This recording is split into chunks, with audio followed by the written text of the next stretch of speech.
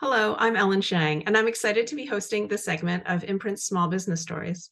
As a small business, Imprint has a particular affinity for the unique challenges that entrepreneurs face. We're passionate about supporting small businesses and helping them thrive. That's why we created this series of small business stories to shine a spotlight on talented business people. Today, three dynamic tech entrepreneurs join us to talk about the small businesses they've started, the challenges they faced, and the success they've created. Courtney, Tracy, and Venus, we'd love to learn about your journeys to becoming successful business owners. Let's get started. My name is Courtney H. Jackson. I am the founder and CEO of Paragon Cyber Solutions based in Tampa, Florida. We provide information security and compliance services to help our clients be more secure and raise security awareness within their teams. My name is Venus Quates. I'm the president and CEO of LaunchTech, where our mission is to deliver excellence, period. We're based in Huntsville, Alabama. We are a technology and engineering solutions firm. So from cradle to grave, technology modernization and information security and assurance. And we excel at that. I'm Tracee Gilbert, and I'm the founder and CEO of System Innovation. We're an engineering and technology services company that helps organizations leverage their people, their processes, their data, and advanced technologies to help them modernize to the digital age. I'd love to talk a bit about your journey from your previous careers, earlier careers, to business owner. What made you want to start your own company, and why is this work important to you? Oh, yeah, happy to share. So I started my business because I had climbed a ladder in corporate America. I literally started in IT, outside of the Navy, help desk, desktop support, system engineer, network engineer, eventually security. And I had made it up to a chief security officer for another company. I worked alongside the CEO. And I was doing a lot of the day-to-day for that business for a couple of years. And in the back of my mind, I'm like, okay, I'm doing this for someone else. I'm pretty sure I could do this for myself. So I waited till that moment came where I'm like, you know what, I'm just going to take the leap of faith into entrepreneurship.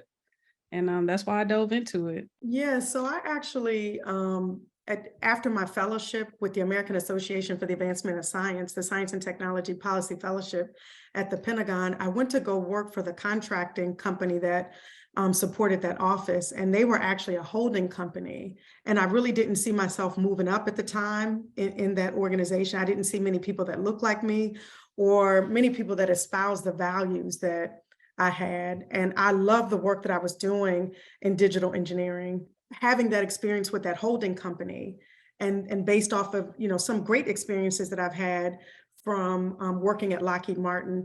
I also did a short stint at MITRE, which is an FFRDC. But having all of those experiences really launched me out on my own and helped me to really develop the values and the culture that I have today. I'm not a first-time entrepreneur with this company. I've been a serial entrepreneur since I was a kid. But I'd never had a company where I replaced what I did for a living, which was technology. My last career was in data storage architecture. So disaster recovery and DR was huge after September 11th. So I followed the career and followed what was hot and next and new for the next year. And I kept getting certified in that. So lo and behold, it helped me where I am now.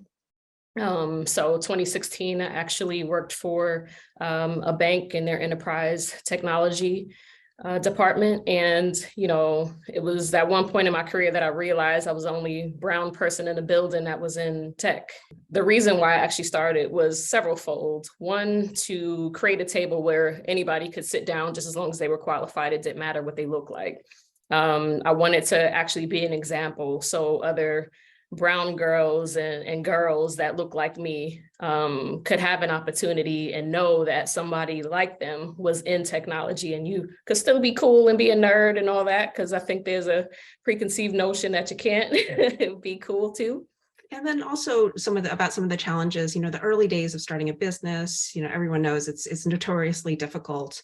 Although I suppose the timing matters as well. What are some of the biggest challenges that you faced as a small business owner when you were first starting out? Is there an example that you can think of, and how did you overcome that challenge? I spent the first 5-6 years working as an engineer, working in the business. And it wasn't until last June that I got that aha that I can't do everything. So I've had every single job in the business. And the second one is that you as a CEO should only be doing the things that you are good at. So those HR, payroll, benefits, all that stuff, I should not have been doing because that is not my strong point. So it's really those two fundamental tenets that I should be working on the business, not in the business, and I should be doing those things that I'm good at and not doing everything within the business. I started off as a solopreneur. I didn't plan ahead for the infrastructure for the things I would need to support a growing small business. So I would say definitely if you're planning to go into business, you're already thinking big anyway because you took the risk. Make sure that you at least have an infrastructure planned out on Tracy mission. Who's going to do HR? Who's going to do payroll? Those types of things instead of piecing things together as you go. I would have saved a lot of time if I had sat down and done that from the beginning, just being transparent. Mm-hmm. So as you've all mentioned, networking is crucial to growing a business. Can you tell us a bit about your approach to networking, any individuals or organizations that have been particularly helpful to you? So in my workings, in the engineering work that I do, in networking opportunities, showing up and being my best self and making connections with people during those time periods have really paid off for me, paid off in great dividends. Because it's quite honestly people in my past that I didn't realize where they were going to be in the future. Those are the people that I go to now for help. Those are the people that I've been able to do business with. And it's because I had a great relationship with them at some point over the past 10 years. Venus and Courtney, they don't like to hear this, but they are certainly my mentors. So when I have a challenge, I'm texting, I'm calling each of them. Actually, today I texted Venus with a question on, wanting to get her thoughts on how to proceed with a particular issue. And quite honestly, being a business owner, you can't really you can't really know everything. So you have to rely on others' expertise in different fields and across your network to help answer and navigate the challenges that you face. Venus and Courtney, I see you both nodding. Anything to add to that? I agree with everything Tracy said. And we're in business. It's relationship driven, right? Whether it's, new relationships or like Tracy said, relationships that already existed. I learned that more definitely the past couple of years. With my business, there's been a lot of organic growth, and that was resulting from relationships I had in the past. I didn't know back then that it would lead to work or, what the outcome would be. So it's definitely good to, stay in touch with people and leverage your network as much as possible and to continue to grow it as well. I would actually agree too. I think, that saying, your network is your net worth, is very true. And kind of a related note, what are your biggest goals as an entrepreneur, and what's next for your business? Our goals are to make a really significant impact, not only for our customers, but our teammates and our communities as well. So we're working on high impact assignments to help organizations with their digital transformation. We're very focused on our teammates and our employees to help them succeed in their personal goals. And we also have a responsibility to our community. To date, we've raised and given over $160,000 towards scholarships and outreach activities that we sponsor. And we're looking forward to, as we grow, continue to have a greater impact on our communities. Same goes for me too. So one common thread we all have too is serving our community. And again, that service came from home first before I went into the military, was grown there. And then we continue on here. That's also in my company, LaunchTech's DNA. So in addition to growing customers and growing infrastructure, working on those emerging technology and all these cool things we hear as buzzwords that we get the opportunity to do every day, to just kind of leave a legacy behind way beyond my years. I wanted to make sure, when I relocated our headquarters and we kind of quiesced or drill down on our space there, that the city that birthed LaunchTech or helped me birth LaunchTech knew that we weren't leaving then. We were still investing in the community and the workforce. And then the city I was coming to, they knew we were investing in the workforce. And kind of on a related note, how do you view your own status as role models, with all this work you're doing to inspire girls to get into STEM careers? Why is this important to you? So I'll go. So for me, I mentioned when I started, I didn't have anyone to look up to that looked like me, so I think it's important to make that available. Venus and Tracy tell you, I don't talk about myself a lot, so like, I have, women, girls reach out, they follow me, they follow my journey, they ask questions. I've even been stopped before, like, oh my gosh, like I follow what you do. And they've said they've learned things on, my educational posts and things like that. It's really good feedback to know that I'm making an impact. It's something I do out of passion, so I don't look at it that way. But I do think it's important, for those young girls to have someone to look up to that's doing, what they aspire to do at some point. Yeah, I would say the exact same thing. I didn't have many,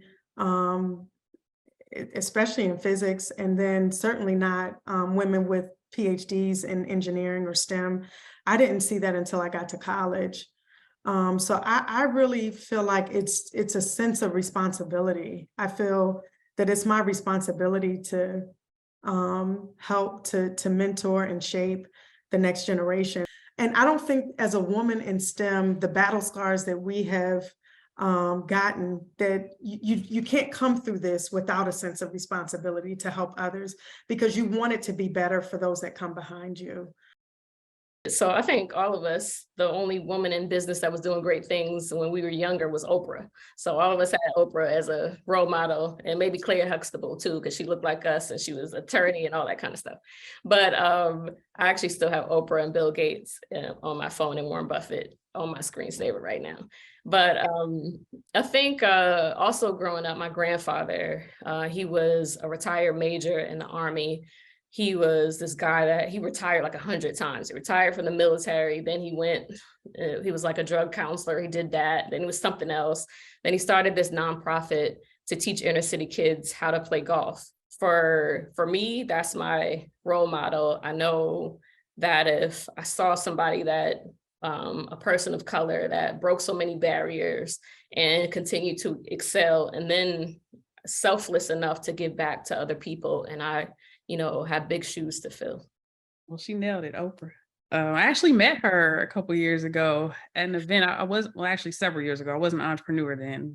Fast forward, if I had met her now, I probably would ask some questions. But also Michael Jordan. I used to play basketball a long time ago, so he was a big fan. Just not so much business, but just his work acumen. He was the best at what he did at that time. So that's what I strive to do the best in everything that I do.